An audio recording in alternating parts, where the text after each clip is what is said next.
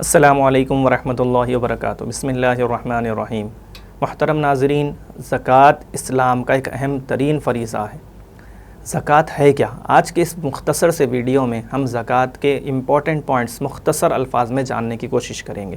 زکوٰۃ ہے کیا؟ زکوٰۃ اللہ تبارک و تعالیٰ کی رضا کے لیے اپنے مال کا ایک مقررہ مقدار، ایک مقررہ وقت گزرنے پر، یعنی سال گزرنے پر ایک مستحق مسلمان کو مالک بنا کر دینے کا نام زکوٰۃ ہے۔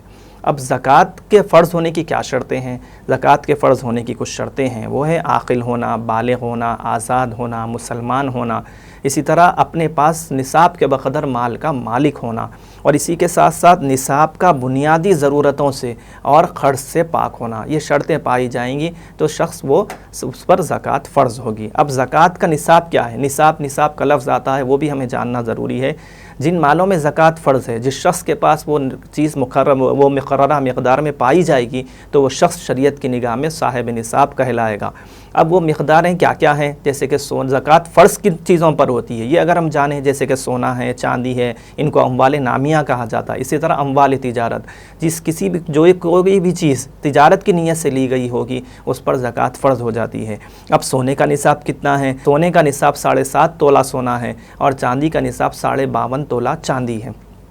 تو جس شخص کے پاس صرف سونا ہو تو اتنی مقدار میں ہونا ضروری ہے، تبھی زکوٰۃ فرض ہوگی۔ اگر کسی کے پاس صرف چاندی ہو تو یہ مقدار 52.5 تولہ چاندی ہوگی، تبھی زکوٰۃ فرض ہوگی، اور اموال تجارت پر تو زکوٰۃ فرض ہے۔ اب ایک بنیادی مسئلہ کہ جو ہے، اگر کسی کے پاس نہ سونا مکمل نصاب کا ہے، نہ چاندی مکمل نصاب کی ہے، تو پھر وہاں پر اور کیش اماؤنٹ بھی اتنا نہیں ہے کہ جو ایک نصاب کو پہنچتا ہو، تو تینوں نصاب تھوڑے تھوڑے ہیں، تو تینوں کو ملا کر تینوں کی مالیت کا ویلیو کا اندازہ کیا جائے گا کہ اگر وہ چاندی کے نصاب کو مثال کے طور پر کسی ایک نصاب کو مقررہ مقدار پر پہنچ جائے تو پھر وہ زکوٰۃ کو فرض کر دیتی ہے، زکوٰۃ اس شخص پر فرض ہو جاتی ہے۔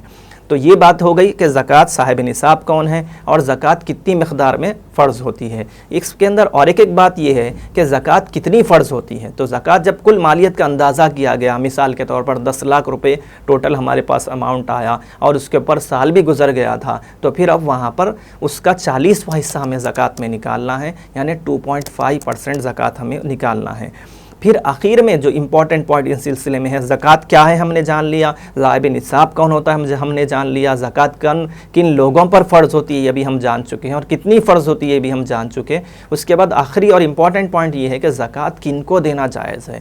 اللہ تبارک و تعالیٰ نے قرآن مجید میں سورہ توبہ آیت نمبر 60 میں یہ بات کھلے طور پر بیان کی ہے کہ 8 لوگ ہیں جن کو مصارف ثمانیہ کہا جاتا ہے، ان کو زکوٰۃ دی جاتی ہے۔ انہی میں سے ایک مشہور ہے کہ مدارس اسلامیہ کو بھی زکوٰۃ دی جا سکتی ہے، اور زکوٰۃ کے کئی چھوٹے بڑے کئی مسائل ہیں کہ زکوٰۃ قرض کی صورت میں زکوٰۃ کب فرض ہوگی، رہن کے مال میں زکوٰۃ فرض ہوگی یا نہیں ہوگی، یا پھر شوہر اور بیوی دونوں کے پاس مال ہے، یا پھر شوہر قرضدار ہے بیوی مالدار ہے تو زکوٰۃ کب فرض ہوگی۔ کئی مسائل ہیں، اس سلسلے میں تفصیلی ویڈیوز ہمارے چینل پر موجود ہیں، وہاں پر آپ جا کر دیکھ سکتے ہیں۔ یہ اس ویڈیو میں مختصر الفاظ میں زکوٰۃ کے جو بنیادی مسئلے ہیں ان کو بیان کیا گیا۔ اللہ تبارک و تعالی ہمیں آسانی کے ساتھ عمل کی توفیق نصیب فرمائے۔ جزاکم اللہ خیر۔